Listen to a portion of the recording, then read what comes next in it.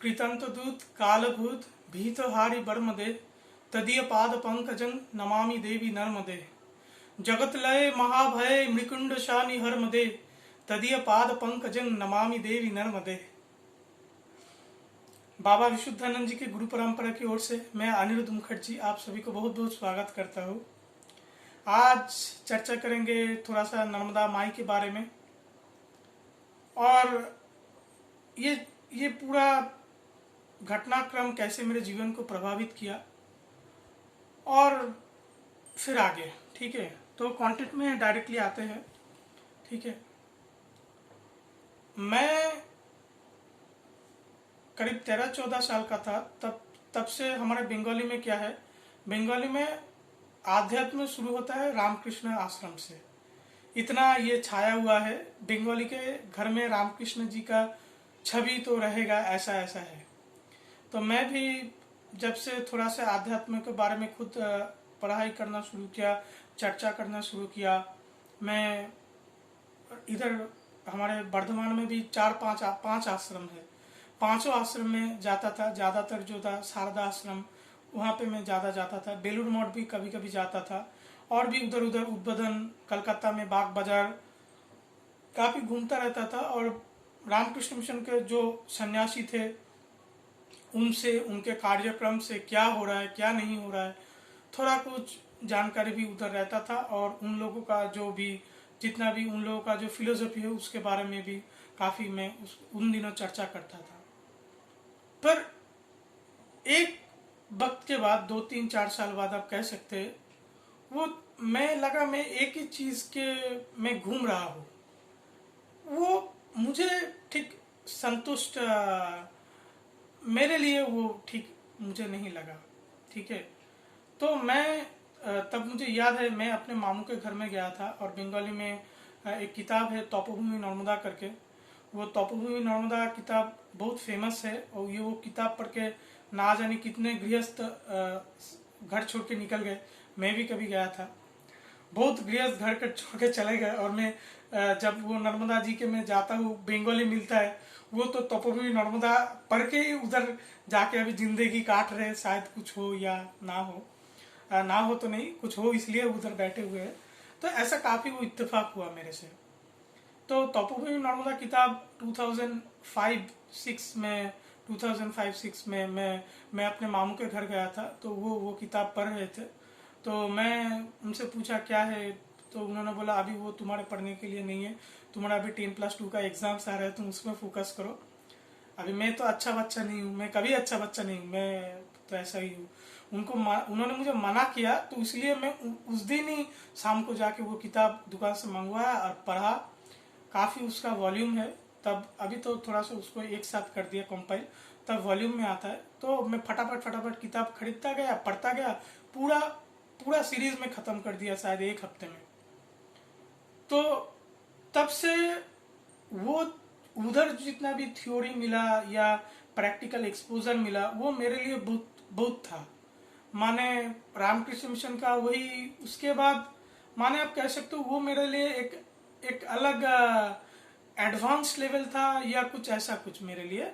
ये मेरे विचार है, ठीक है, ये मेरे विचार है, दूसरों को इसमें कोई ये नहीं है। मुझे ये काफ़ी मैं शुक्रगुजार हूँ, जो मुझे लगा ये मेरे थॉट प्रोसेस में ये एक वैल्यू एडिशन था। तब से नर्मदा जी के लिए मैं नर्मदा तट में गया, नर्मदा परिक्रमा किया, नर्मदा में अमरकंटक में 4-5 बार गया, ओंकारेश्वर में 5-6 बार गया। ओंकारेश्वर मेरा काफ़ी फेवरेट जगह है। तो नर्मदा जी से मेरा एक कनेक्शन बैठ गया।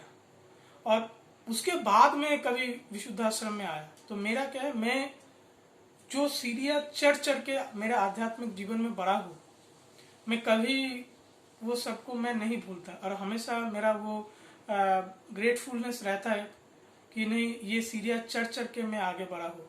तो अब भी कभी मौका मिलता है तो मैं शारदा आश्रम जाता हूँ, कभी मैं रोज़ वहाँ पे घंटा भर बीतता था।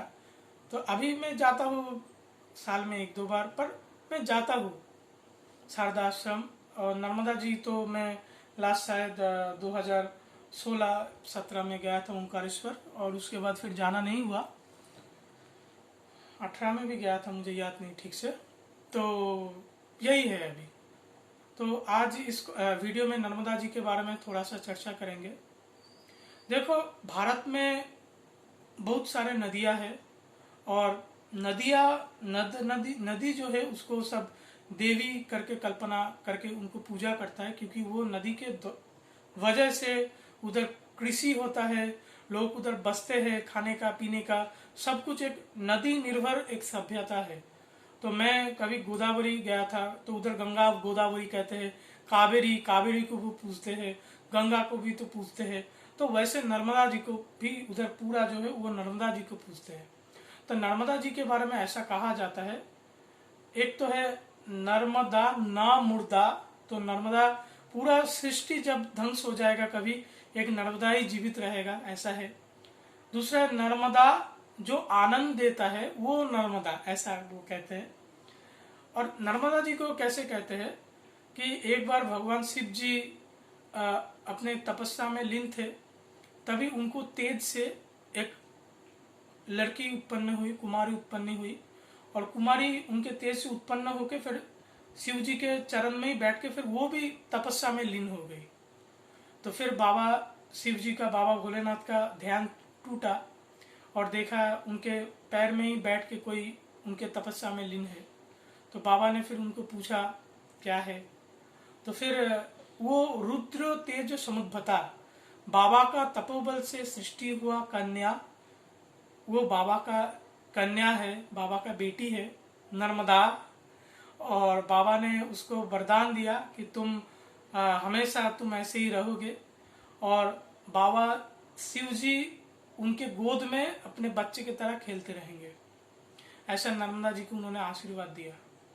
तो इसका क्या हुआ,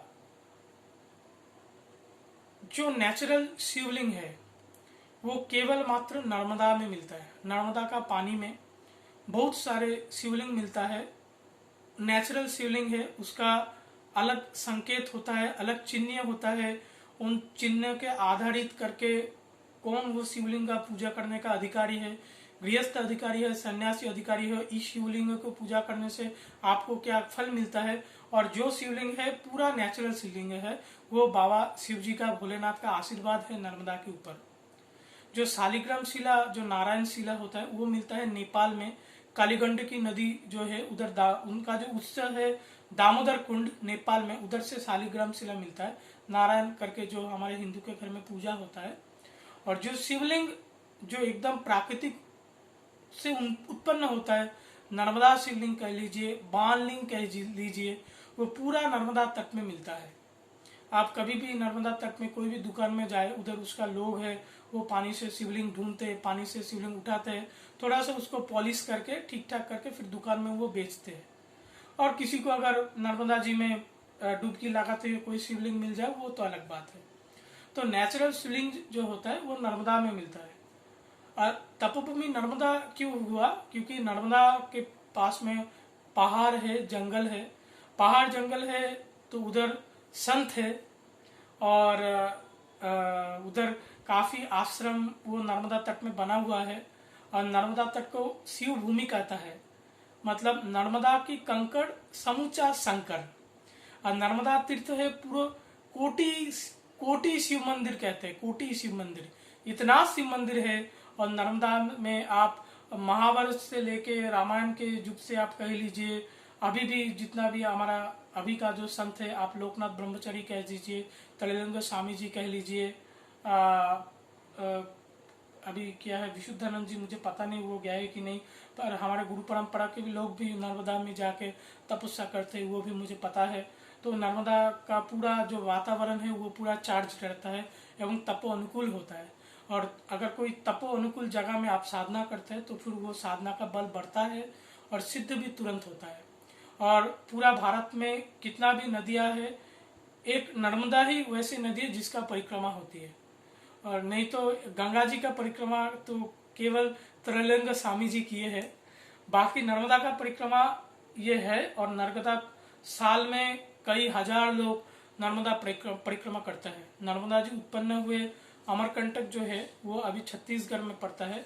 उधर पहाड़ से अमरकंटक से नर्मदा जी उत्पन्न हुए और पूरा फिर वो मध्य प्रदेश होके फिर वो गुजरात में होके फिर वो नर्मदा वो अरब सागर से उधर पड़ते हैं। तो वो पूरा चीज और परिक्रमा जो होता है, परिक्रमा दो तरह का होता है।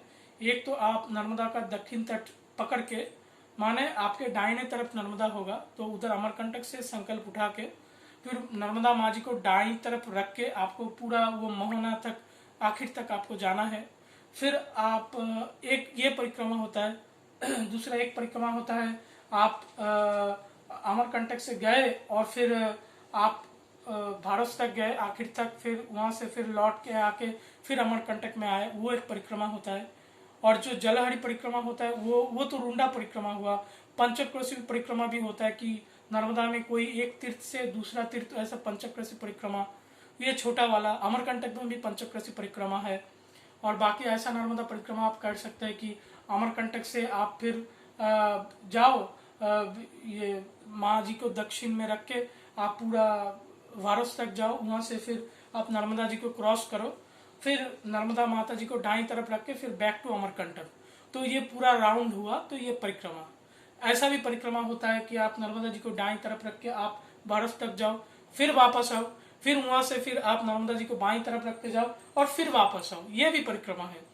तो जैसा जिसको उतना टाइम मिलता है वो भी कर सकते हैं। और न तो नर्मदा माँ का ऐसा परिक्रमा होता है कि लोग अभी बस से करता है, कोई टूर ट्रेवल्स हो जो नर्मदा में वो बस से भी वो फिर लेके जाते, 20-22 दिन का वो टूर होता है। मेरा मम्मी पापा वो टूर करके आए। हाँ, और उसमें आप धर्मशाला वगैरह में रुक सकते हैं। सुबह शाम नर्मदा माता जी का आरती करना होता है, आप अपने गुरु मंत्र का जाप कीजिए, ऐसा होता है। तो वो 20-22 दिन का वो परिक्रमा वो होता है। और मेरा जो नर्मदा परिक्रमा था वो पूरा तो मैंने नहीं किया, आप कह सकते छोटा वाला एक रुंडा परिक्रमा ही मैं कर पाया। उसमें मैं क्या था, मैं लोकल बस से मैं गया। ठीक है, लोकल बस आप समझ लो कैसा है, माने आप मैं बर्धमान हूँ तो बर्धमान से अभी मुझे पटना जाना है, तो बर्धमान से पटना गया। पटना में जाके आगे मैं पूछा भाई मुझे कानपुर जाना है, तो फिर पटना से मैं कानपुर पर बस लिया। फिर कानपुर में बोला कानपुर से मुझे दिल्ली जाना है, तो फिर मैं दिल्ली का बस लिया। ऐसे में जाता था। तो मैं अकेला परिक्रमा किया और लोकल बस पकड़ पकड़ के एक जगह पे गया। फिर पूछा आगे जाने के लिए क्या है, तो वो लोग बता देते, लोग मदद करते हैं। परिक्रमा में एक ही नियम है कि आप नर्मदा जी को क्रॉस नहीं कर सकते हैं, आपको नर्मदा पास रख के फिर आपको वो करना है। तो ये मेरा नर्मदा परिक्रमा का आप संक्षेप आप अनुभव कह सकते हैं। और नर्मदा परिक्रमा मैं जब कर रहा था वो 9-10 डेज का परिक्रमा था, और उसमें मैं बहुत कड़ी परिक्रमा करता था। माने 2 दिन का जो जर्नी है वो मैं 1 दिन में करता था। ठीक है, तो बहुत स्ट्रेन लेके मैं वो परिक्रमा करता था, क्योंकि मेरे मम्मी पापा घर पे है। तो मम्मी पापा तो भगवान है, तो अभी घर बार छोड़ के फिर इधर उधर घूमना मुझे इतना जायज नहीं लगता। जबकि मेरा गुरुकरण हो गया है, तो मुझे अपने गुरु के भरोसे में ही ज़्यादातर रहना मुझे ठीक लगता है।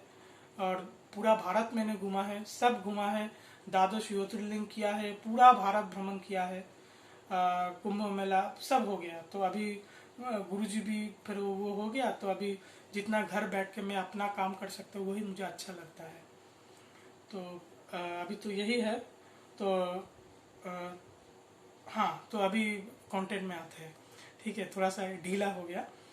तो ऐसा क्या हुआ, तो जब मैं हमारा इधर जो घर है, यह पड़ोस में एक क्लब है। तो क्लब में ऐसा बातचीत हो रहा था कि क्लब में हमारे इधर लोकेलिटी में कोई मंदिर नहीं है, तो हमको इधर कोई मंदिर बनाना चाहिए, शिव जी का मंदिर बनाना चाहिए। और मेरे मन में हमेशा ही था नर्मदा जी को और ये शिव ऐसा करके भगवान शिव जी को मैं काफ़ी मैं मानता था। और हमारे गुरु परंपरा के शिव को भी आदि गुरु मानते, बहुत उनको ये मानते। तो मेरे मन में ऐसा था कि कभी एक शिव जी का मंदिर में बना पाऊँ। और ऐसा संयोग बना कि हमारे पड़ोस में जो क्लब है, ये एरिया का जो क्लब है, उधर क्लब में बातचीत हुआ कि इधर लोकेलिटी में कोई मंदिर नहीं है, तो कोई मंदिर बनाया जाए। तो तब क्लब है तो बहुत सारे लोग हैं, अपना अपना मत लेके आए। कोई बोला भाई क्लब में ये रिलीजियस मैटर क्यों, क्लब तो एक तो सोशल ऑर्गेनाइजेशन होता है, तो अगर इसमें आप मंदिर बिठाओगे तो फिर ये धर्मांतकरण हो गया, तो आप इधर मस्जिद लगाओ, क्योंकि क्लब तो सोशल है, उसमें रिलीजियस का क्या है, ये है वो है, तब वो चल रहा था। तो मैं 2015 को मैं जब नर्मदा परिक्रमा के लिए गया था और मैं अमरकंटक में था, तब मैं कभी भी मैं वो अमरकंटक में बोलिए, जबलपुर में बोलिए, ओंकारेश्वर में मिलिए, हर जगह में आपको नर्मदेश्वर शिवलिंग का दुकान मिलेगा। तो मैं जब भी वो दुकान पे पास से जाता हूँ, मेरा ये है, मैं वो शिवलिंग देख देख के जाता हूँ कि कैसा शिवलिंग है, क्या संकेत है, कोई अच्छा दुर्लभ संकेत वाला कोई शिवलिंग है कि नहीं है, ऐसा वो मेरा वो है। तो मैं अमरकंटक से जा रहा था, वो रास्ते से और दुकान था, तो मैं जाते जाते मुझे एक शिवलिंग दिखाई दिया, और जाते ही मैं फिर वो शिवलिंग के पास चला गया और शिवलिंग उठा के मैं देख रहा था। शिवलिंग बहुत बढ़िया शिवलिंग था, जहाँ पे ऊपर में आप एक सांप जो होता है, बाबा का सांप, उसका आप देख सकते हो। बाबा का जो जटा कहिए या गंगा का वो कहिए, एक ऐसा वो था। और दूसरा वो अर्धनारीश्वर शिवलिंग था, माने इसका 50% एक कलर और 50% दूसरा कलर, और नीचे पुरुष और प्रकृति का जो वो मिलन है उसका भी वो था। तो पूरा वो शिवलिंग मुझे देख के बहुत अच्छा लगा कि ये बहुत दुर्लभ चिन्ह वाला शिवलिंग है। और अंदर से भी मुझे वो आया कि ये शिवलिंग का तो पूजा करना बहुत अच्छा रहेगा।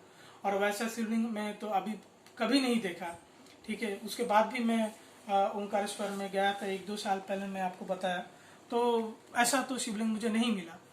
तो वो शिवलिंग देख के मुझे बहुत अच्छा लगा। तो हमारा क्लब का जो सेक्रेटरी है, वो अंकल को मैंने फ़ोन किया कि मुझे यहाँ पे बहुत अच्छा एक शिवलिंग मिला है, मैं चाहता हूँ इसको लेकर हम क्लब में प्रतिष्ठित करें।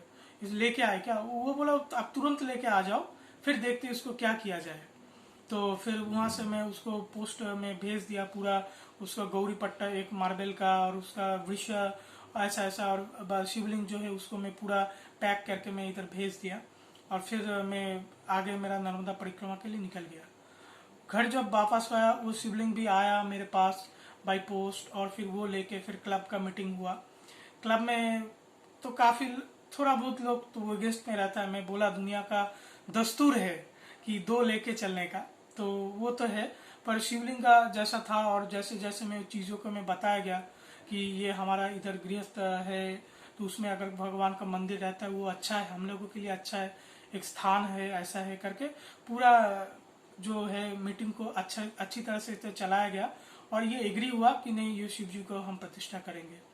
और भगवान और गुरुदेव का आशीष, करुणा और कृपा रहा, वो मंदिर को हम प्रतिष्ठित कर पाए। बहुत जल्द काम हुआ। और वर्धमान का जो डिस्ट्रिक्ट मजिस्ट्रेट साहब वो आए, भारत सेवाश्रम का साधु आए, मैं भी था, और 5-6 ब्राह्मण मिलके दिन भर पूजा वूजा करके वो शिव जी का प्रतिष्ठा किया। और अपने हाथ से मैं शिव जी को बिठाया, क्योंकि क्लब के तरफ से मैं था। अब बाकी तो वो तो बाहर के पुरोहित थे, वो तो उन लोगों का प्रोफेशन है, तो उस हिसाब से फिर पूरा काम हुआ।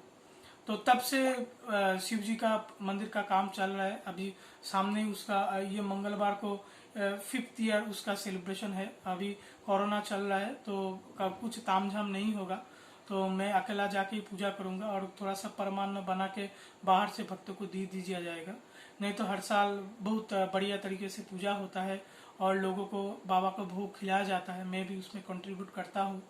तो ये शिवलिंग बना, और उसके बाद धीरे धीरे जो क्लब था उसका भी अच्छी तरह से फिर कंस्ट्रक्शन किया गया। अब तो वो बहुत अच्छी तरह से पूरा चीज़ डेवलप हो गया। काफ़ी वो खर्चा वाला काम था, फिर भी वो पैसे का इंतज़ाम हुआ, और धीरे धीरे अभी वो पूरा मंदिर और जो पूरा कंस्ट्रक्शन है बहुत अच्छा बन गया।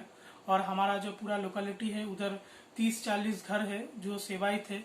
हर महीने वो हर महीने में हर 30 दिन का 30 सेवायित ऐसा है, तो वो कुछ उसमें कंट्रीब्यूट करते हैं हर महीने, जिसमें बाबा जी का नित्य पूजा हो जाता है, रोज का पूजा होता है, आरती होता है। तो ऐसा वो चल रहा है। तो आप सोच सकते हैं ये मेरे मेरे खुद के लिए जीवन का बहुत बड़ा अचीवमेंट है कि कोई माने या ना माने, कि कोई कितना भी आध्यात्म है वो उतना पता नहीं, पर ऐसा स्थान कुछ हो पाया जहाँ पे लोग आके अपना सुख दुख बांट सकते हैं। पड़ोस का जो आंटी है, माता है, वो बैठ के थोड़ा सा गपशप कर सकते, बच्चे आते हैं, उसके अंदर में वो आध्यात्म विचार वो जगता है, आस्तिक बुद्धि जगता है, कुछ काम होता है, लोगों को शांति मिलता है। और वो पूरा हर सभी का उधर हमारा जो क्लब का सब है वो बहुत अच्छा है। तो हर कोई मिलके ये पूरा चीज़ को बनाया, मेरा तो क्रेडिट तो ऐसा कुछ नहीं है। तो वो मैं उतना लेना नहीं चाहूँगा। फिर भी बाबा को मैं लेके आया, और आप भी, मैं अभी भी मैं जुड़ा हुआ हूँ। आप कह सकते हो वो जीवन का मेरे लिए एक बहुत बड़ा अचीवमेंट है, वो मैं कर पाया। क्योंकि शायद आश्रम तो मैं कभी नहीं बनाऊंगा, और ऐसा मेरा कुछ वो नहीं है, पर एक मंदिर वो हो पाया। कल मैं रहूँ या ना रहूँ, पर ये मंदिर रहेगा, और आगे का जो है वो उसको फिर चलाएगा। शायद भगवान का जो रुचि होगा वही होगा। तो आज ये कंटेंट में इतना ही है, और बाकी फिर आगे का हम फिर उसको चलाएंगे। आप लोगों का बहुत बहुत शुक्रिया, आप इतने देर तक मुझे झेले। मुझे पता नहीं कितना आपको लाभ हुआ। फिर भी नर्मदा जी के बारे में कभी कुछ सवाल हो या कुछ हो, आप उसके बारे में भी पूछ सकते हैं। अभी नर्मदा जी के बारे में मैं अभी इतना तो मैं नहीं कर पाता, अभी ये वीडियो में ही बता देता हूँ। आप मेरे फेसबुक पेज में जाइए, फेसबुक जो प्रोफाइल है अनिरुद्ध विशुद्धानंद मुखर्जी, मेरे फ्रेंड्स में जाइए, उधर अमित कुंडू करके, अमित दे या अमित कुंडू करके है, अमित दे शायद, आप वो देख लीजिए।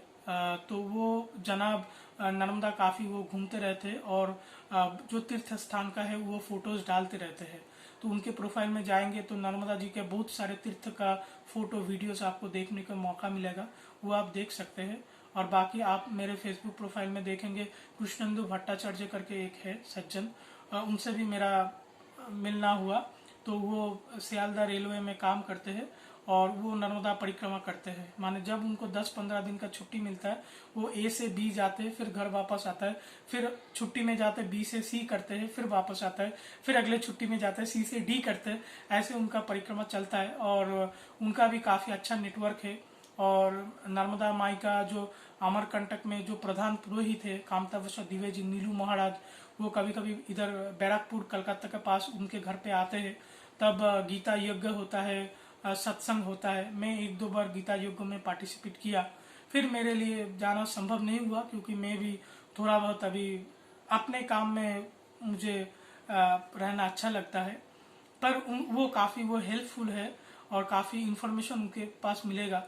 तो कभी भी आप नर्मदा के बारे में अगर आपको कुछ जानना है और आगे का कुछ काम करना है, तो उसको उनसे आप लोगों को काफ़ी मदद मिलेगा। तो अभी तो वो शायद वो बैरकपुर में नर्मदा जी का कोई मंदिर भी बनाना चाहते हैं, तो फिर वो उनके हिसाब से भगवान ने जिस कर्म के लिए उनको चुना है, और वो बहुत बखूबी से वो काम वो कर रहा है। ठीक है, आपको भी कभी मौका मिले आप नर्मदा जी में जाइए, नर्मदा जी के शिवलिंग ठीक ठाक देख के आप घर में पूजा भी कर सकते हैं। जो आपको ठीक लगे इस हिसाब से आप कर सकते हैं। तो आज इस पर्व में इतना ही है। आप सब अच्छे रहिए। बहुत बहुत नमस्ते, आप सब अच्छे रहिए। ठीक है।